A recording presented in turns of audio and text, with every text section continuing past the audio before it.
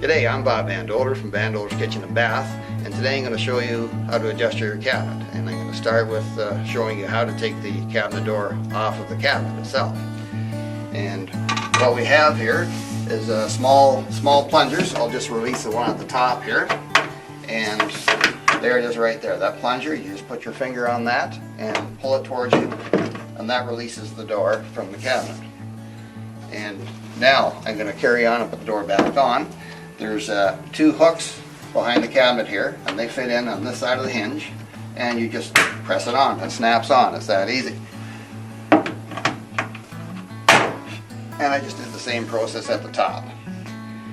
Now, as you can see, this door is somewhat out of adjustment. There are two adjustment screws here. The front screw actually moves the door, and you can see the hinge moving towards the center of the cabinet. So I've exaggerated that, and that's obviously too far. So the front screw again would bring it back. I'll do the same process on the top now.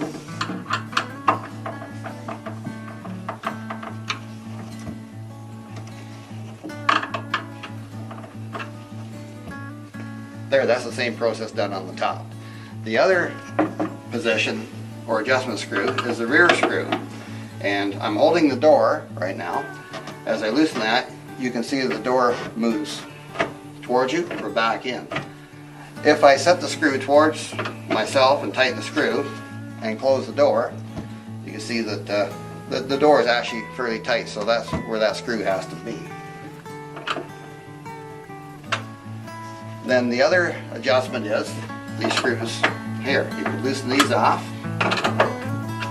Same process at the top, and then just bring the door up or bring it down so it matches the adjacent door.